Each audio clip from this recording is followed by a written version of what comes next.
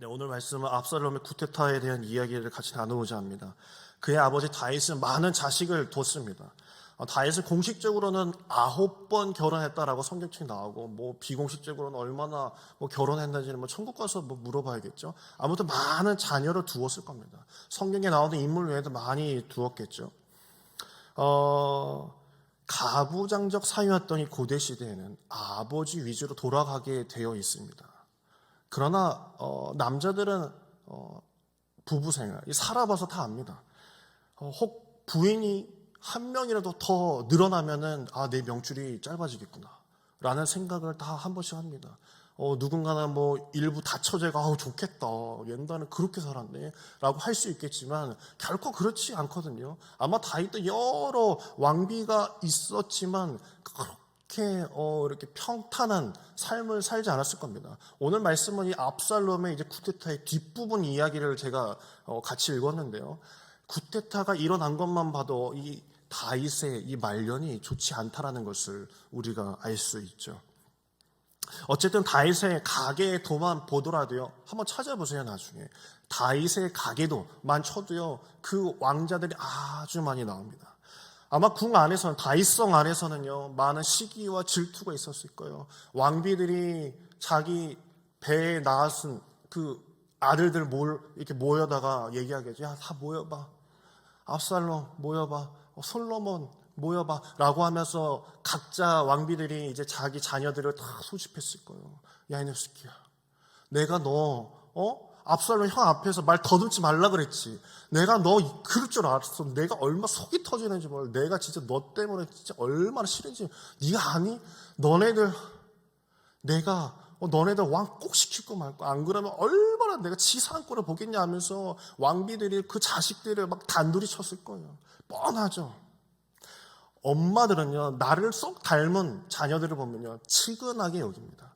그러나 아버지들은 좀 달라요. 될 놈을 고르게 되어 있어요.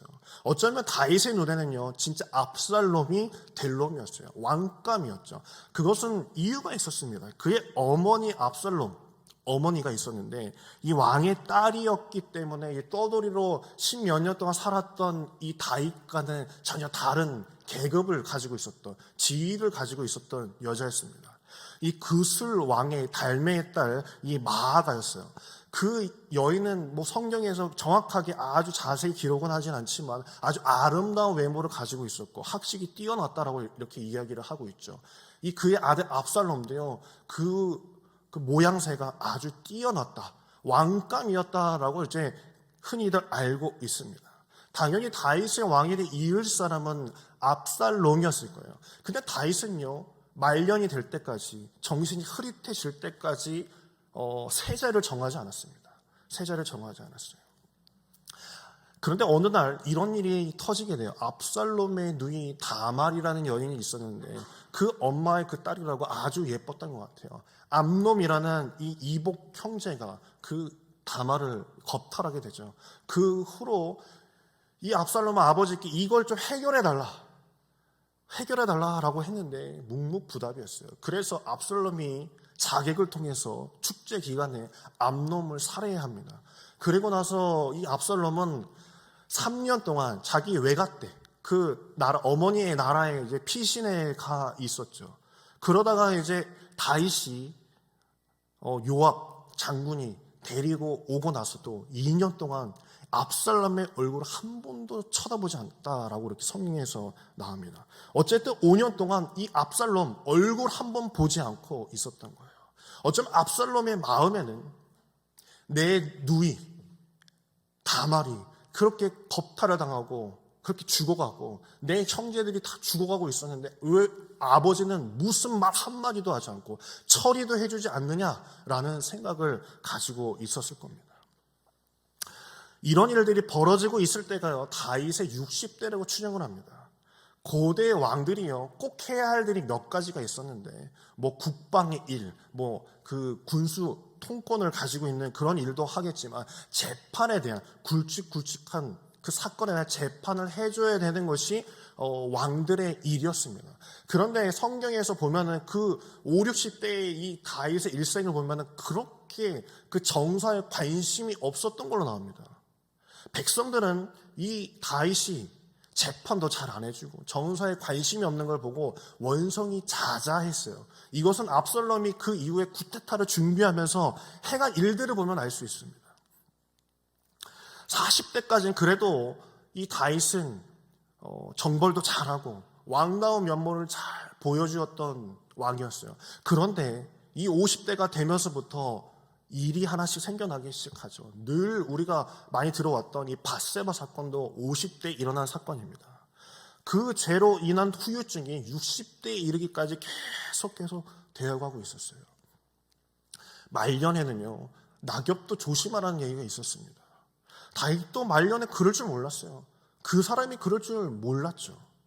사무엘하 뒤쪽에 보면 압살롬 말고도요, 쿠데타 한 번도 일어납니다. 그의 인생이 아주 피곤합니다. 쿠데타라는 것은 현 정권에 좀 불만이 있기 때문에 그런 것들이 일어나거든요. 가정을 살피지 못한 다윗, 나라를 잘 살피지 못한 다윗의 모습 때문에 그런 일들이 벌어지기 시작을 합니다. 그런 틈에 압살롬이 그 백성들의 마음을 잘 알고 11년이라는 시간 동안 쿠데타를 준비하게 됩니다. 다윗이 소홀해진 틈에 어떤 일을 벌이냐면요, 사무엘하 15장 이 뒤로 보면은 이 압살롬이 모든 지파에 정탐꾼을 보내서 입막음을 잘 시키고 나를 따를 거냐라는 확답을 받고 그 사무엘하 15장 11절 그쯤에 보면은 압살롬이 그 다윗 아버지의 그 고위 대직들을 200명을 예루살렘에서 헤브론으로 초대를 해요. 다 빼내는 거죠. 다윗이 텅텅 비게 다 빼내서 초대를 해서 잔치를 베풀어줘요. 그때 예루살렘 성을 치는 겁니다. 그것을 철저하게 준비를 해서 다윗 성을 공격을 하게 되죠. 그때 이제 다윗이 알아채고 나서 다윗이 버선발로 막 도망을 치는 그런 장면을 한 번씩은 아마 상상해 보셨을 겁니다. 그런데 이 뒤에 얘기가 아주 재미나요. 이 아히도벨이라는 책사가 있었어요. 다윗의 책사. 제갈량 같은 아주 똑똑한 사람이 있었는데 이 다윗의 아히도벨이 같이 도망치지 않고 압살롬한테 붙어버리는 겁니다. 자, 여러분 생각해 보세요.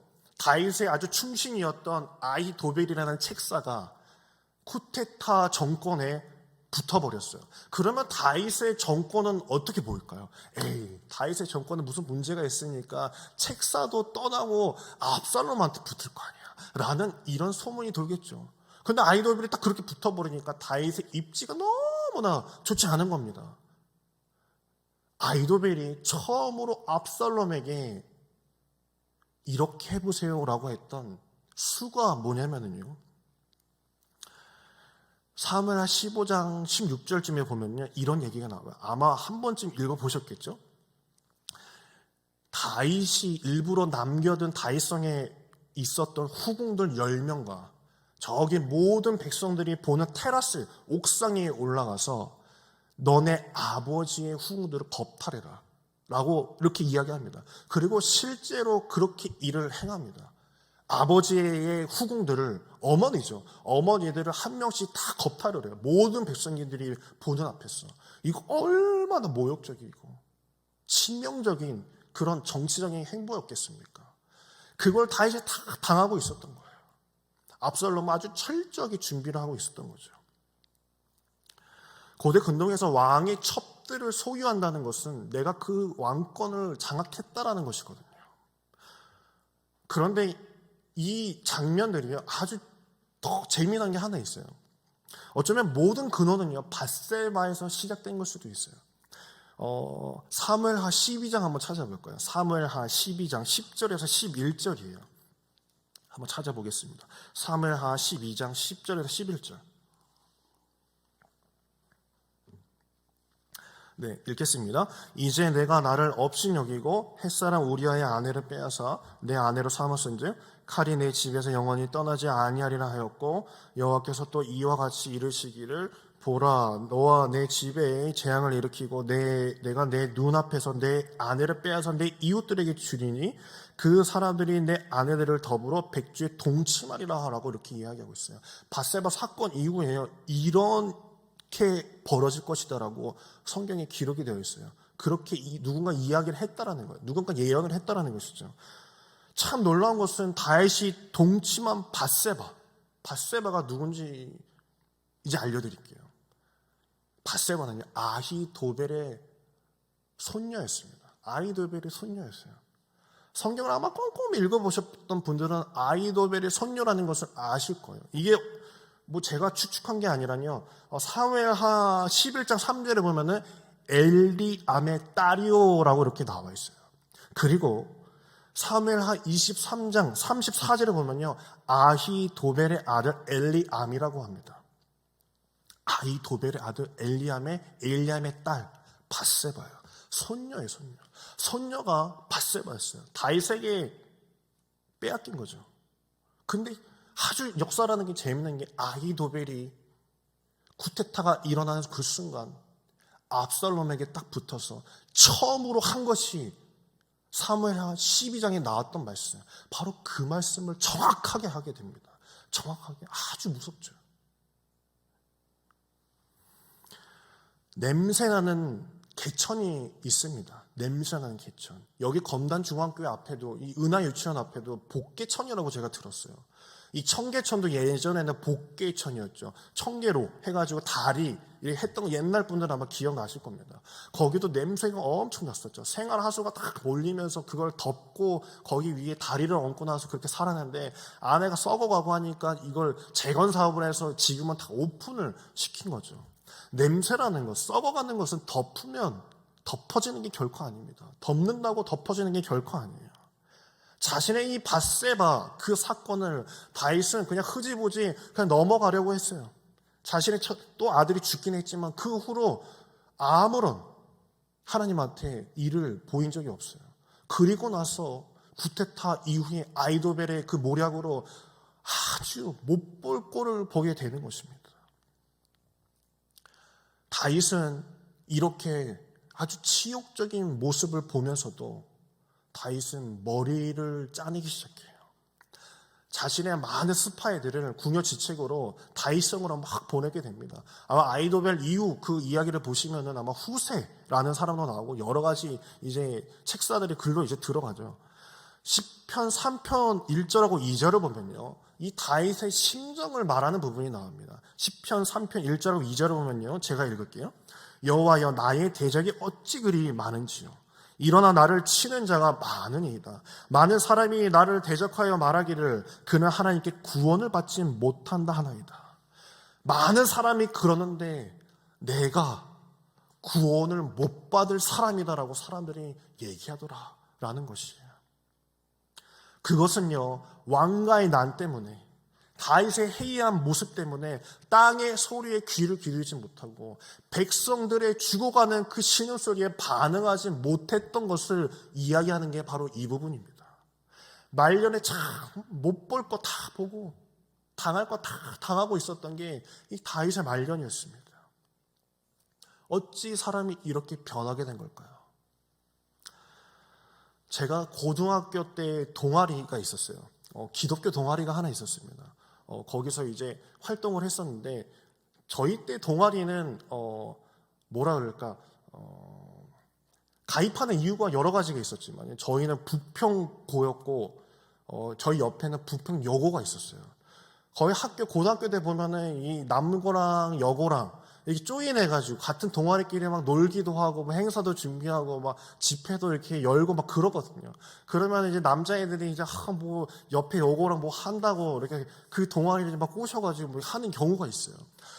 그 동아리에서 하는 캠페인이 하나 있었는데 See You at the Fall이라는 게 있었어요. 저 때 되게 유행했던 게 있어요. See You at the Fall. 아시는 분이 있으실지 모르겠지만 이게 뭐냐면 개양기 있죠.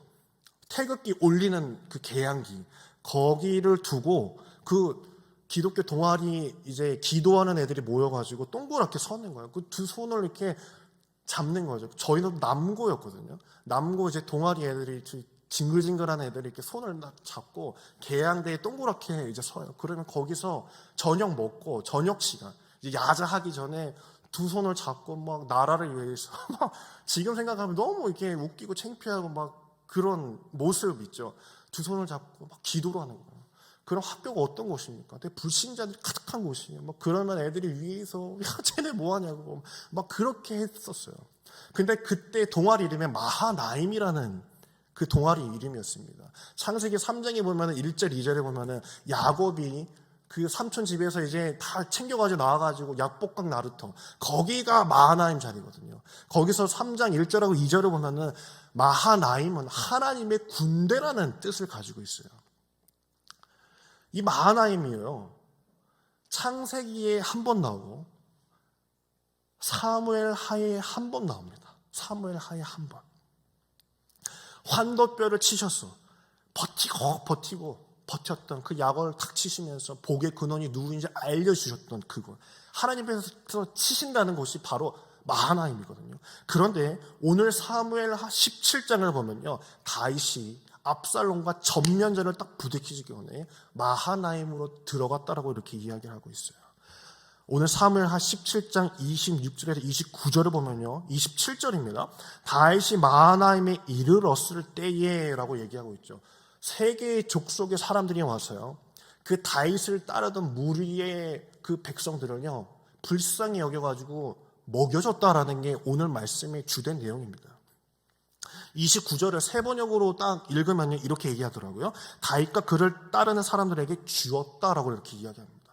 성경은 아주 정돈되고 아주 깔끔하게 해서 그렇죠. 여기에 문맥상으로 보게 되면요, 고맙게만 볼 게 아니에요. 지금 여기서 보여지는 이 백성들의 모습은요, 저 다윗 저 뭐야, 우리 내팽개치고 지 권력 싸움 하고 있다가 지금 여기까지 기어내려와가지고 아유 꼴도 좋다 하면서 먹였던 게 바로 여기의 모습입니다. 다윗이 팔팔할 때는 엔게디 동굴을 막 피해 다니고 숨어 다닐 때는요, 그렇게 다녔어도요 굴욕적이게 살진 않았습니다. 사울이 동굴에 들어와서 뒷일을 보더라도 죽이지 않았어요. 얼마나 멋있어요. 딱 가오가 있죠, 그렇죠? 난 죽이지 않는다 라고 이렇게 막 이야기했던 다윗이요, 이젠 압살롬을 어떻게든 한번 더 엎어치기를 해볼까 하고 막 이리 피해 저리 피해 다니면서 한 번 또 전면전 해볼까 라고 이렇게 이야기를 막 합니다. 제 친구가 이제 유학을 가서 거기서 이제 목사를 하고 있어요. UMC도 하는 친구도 있고 KMC 하는 친구들도 있죠. UMC 하는 친구가 하나 있는데 이제 결혼을 해서 간 친구가 있어요. 그 친구가 이제 백인 할아버지들이랑 있으면서 그러는 거예요. 백인 옆에 집 할아버지가 많이 도와줬대요. 그러면서 이런저런 얘기를 하다가 친구한테 이제 그런 얘기를 했다는 거예요. 너 미국에 아는 사람 있니? 라고 이렇게 묻는 거예요. 뭐 영어로는 뭐라고 했는지 저도 잘 모르겠지만 아는 사람 있냐? 라고 이렇게 물었어요. 그 친구는 사돈의 8촌에도 아는 사람이 아무도 없었대요. 아내도 마찬가지였고 아는 사람이 아무도 없었대요. 그 질문을 듣고 나서 그 친구가 이렇게 얘기했대요. 하나님은 알고 왔다 라고 이렇게 이야기하는 거예요. 걔가 원래 그런 애가 아니거든요. 되게 멋있더라고요. 하나님을 알고 왔대. 내가 아무도 모르는데 하나님 알고 왔대. 미국 할아버지가 막 심장 이렇게 맞는 것 같이, 그러냐, 너 목사님 같다 라고 이렇게 이야기를 해줬다는 거예요. 다윗은 40대 이전까지는 하나님으로 충분했던 사람이었습니다. 그런데 다윗이 말년이 되어갈수록 어느덧 권력 싸움으로 물들게 되고 자신의 정말 간절했던 하나님만을 바라봤던 그 모습을 잃어가고 있었어요. 사무엘하 18장 7절을 보면요, 거기서 이스라엘 백성이 다윗의 부하들에게 패하매 그날 그것에 전사자가 많아 2만 명에 이르렀다라고 이렇게 이야기합니다. 지금 누가 누구를 이겼다는 게 중요하지 않아요. 백성이 얼마나 죽었다는 게 중요합니다. 그 권력의 싸움에 애꿎은 백성들이 죽어나가고 있었어요. 내 안의 적 때문에, 내 안의 그릇된 모습 때문에 하나님의 백성이 죽어나가고 하나님의 백성을 영적으로 이끄는 것이 아니라 하나님 앞에 법궤 앞에서 기뻐했던 그 모습은 사라졌고 내 욕심을 따라서 내 밧세바를 취하기 위해서 남을 죽이고 내 아이도벨 그 손녀딸을 위해서 자신의 후궁들이 겁탈을 당하고 아주 치욕적인 꼴을 보고 있었던 게 다윗의 모습이었습니다. 하나님으로 충분했던 그가 왜 이 모양 이 꼴로 갔을까요? 기도도 오로지 자신을 위한 기도밖에 하지 않았어요. 사무엘하 17장 14절인가 12절을 보면요, 가관입니다. 내가 먼저 후세라는 그 스파이를 다윗성에 보내버리고 하나님한테 기도해요. 하나님, 아이도벨의 그 계략이 후세보다 못하겠죠 하나님? 이라고 이야기합니다. 이게 얼마나 하나님 앞에서 몹쓸 기도를 하고 있는 것입니까? 제가 얼마 전에 설교관에 이 얘기를 한 적이 있어요. 집에서 맨손 운동을 하고 있다. 티는 결코 나진 않지만 그래도 혼자 꾸역꾸역 이게 하루도 빠짐없이 운동을 하고 있어요. 제가 이렇게 운동하는 이유가 있습니다. 저도 이제 조금씩 한 살 한 살 먹잖아요, 그렇죠? 한 살 한 살 먹으면서 왠지 누가 나를 봤을 때 왠지 냄새가 날 것 같고, 왠지 좀 허름하게 좀 다니면은 왠지 아내가 나를 아저씨라고 부르지 않을까. 제가 아내한테 오빠라는 소리는 못 들을지언정 아저씨라는 소리를 들으면 제 자존심이 너무 상할 것 같은 거예요. 그래서 운동을 하기 시작하면서 그래도 근육도 이제 이런 거는 누구한테 잘 보이기 위해서가 아니라 내 모습을 위해서 하는 거죠. 내 모습. 변해가는 내 모습이 너무 싫어서 하는 겁니다. 다윗도 자신의 변한 모습을요, 오늘 마하나임에서 깨달았을 거예요. 그 후에 확 바뀝니다, 다윗이. 나를 치시는 주님, 백성을 통해서 나에게 먹을 것을 던져주는 그 백성을 통해서 내가 지금 뭐 하는 건가? 내가 지금 하나님의 백성을 두고 권력욕 때문에 지금 쿠데타 한번 엎어치기 한번 해볼까 하고 스파이 보내고 지금 이게 뭐 하는 짓인가?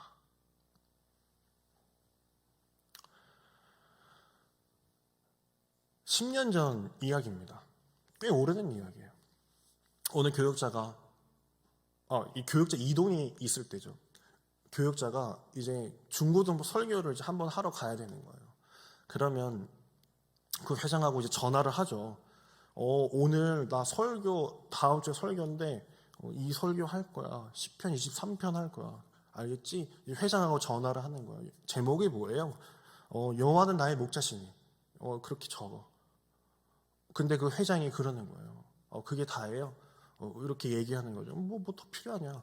라고 이렇게 하고 전화를 이제 끊었어요. 그리고 나서 그 다음 주에 이제 교육자가 이제 그 중고등부에 가서 설교를 하려고 이제 들어갔는데 주보를 이제 주잖아요, 회장이. 회장이 그 주보 제목에다 이렇게 적은 거예요. 여호와는 나의 목자시니 뭐가 더 필요해? 라고 이렇게 적은 거예요. 내가 이거 여호와한테 목자시니만 했는데 걔는 뭐가 더 필요했냐고 그걸 거기다 붙여넣은 거예요. 근데 이거 고치라고 얘기하려고 하다가 생각해 보니까 맞아요. 여호와는 나의 목자시니 내가 뭐가 더 필요해? 라는 그런 마음이 들었대요. 시편 23편 1절입니다. 여호와는 나의 목자시니 내게 부족함이 없으리로다. 내가 부족함이 없다는 것은 내가 원하는 대로 다 채워져서 부족함이 없다는 게 결코 아닙니다. 하나님 입장에서 채워주시는 것이지 넌 내가 다 주었지 않느냐 라고 말씀하시는 거예요. 다윗아, 내가 너에게 다 주지 않았느냐? 너는 나 하나로 만족한다라고 말하지 않았느냐? 그런데 뭐가 더 필요하냐고 내가 너한테 물어야 되냐? 뭐가 더 필요하냐? 지쳐라. 너 이전에 나 하나면 되지 않았느냐? 여기도 만족하지 않았느냐? 너 여기서 기쁘지 않았냐? 뭐가 더 필요하느냐? 라고 물으시는 것 같아요. 막상 눈에 보이니까 그걸로 성이 차지 않느냐? 막상 그게 손에 잡히고 사업이 잘 되고 하니까 이제 딴 생각이 드느냐? 뭐가 더 필요하느냐라고 하나님께서는 다윗에게 묻고 계신 거였어요. 우리는 어떤 기도를 하고 있습니까? 주님, 내가 신앙생활을 지금 몇 년째 하고 있는데 쉬엄쉬엄 하시죠, 주님. 내가 70인데 지금 내가 목자를 하는 게 맞나요? 나 은퇴 좀 시켜주세요 라고 할 수 있습니까? 은퇴 얘기하니까 이 얘기가 생각나네요. 은퇴하시는 70세 먹은 목사님이 하나님께 기도했대요. 하나님, 제가 70까지 열심히 했으니 저도 이제 쉬겠습니다 라고 이렇게 기도를 했는데 하나님이 이렇게 얘기하셨대요. 야, 나는 너 70년 동안 훈련시켜서 이제 쓰려고 하는데 너 어딜 가냐? 해가지고 선교사를 떠나셨대요. 뭐 진짜 있었던 이야기다라고 이렇게 전 들었습니다. 내 직분에는 은퇴가 있겠지만요, 나의 사명에는 은퇴가 없는 것입니다. 그걸 잊어서는 안 됩니다. 내가 다 가졌다고, 내가 어느 정도 위치에 딱 올랐다고 해서 변하는 것이 아닙니다. 하나님께서 주시는 그 말씀으로, 하나님께서 나에게 주시는 사명이라면 내가 그것을 끊임없이 구하고 끊임없이 달려가야 되는 것이에요. 제가 이렇게 이야기하는 것은 연말이 돼서 하는 얘기입니다. 네. 연말에 또 이제 뭐 부장님들, 뭐 교사, 뭐 이렇게 목자님들의 뭐 이렇게 많은 일들이 있겠죠, 그렇죠? 그거 하나님께서 주신 겁니다. 뭐가 더 필요하느냐? 뭐가 더 필요하느냐? 놓치고 살아가는 것들이 있으십니까? 하나님의 것으로 채우려는 것이 아니라 내 것으로만 채우려고 하는 것이 있지 않습니까? 하나님은 충분히 주셨는데 뭐가 더 필요해? 오늘 이 시간 기도하기 원합니다. 주여, 내가 하나님만을 아는 자, 하나님의 사람을 바라보며 내가 하나님의 사람으로 남길 간절히 원합니다. 이렇게 기도하길 간절히 축원합니다.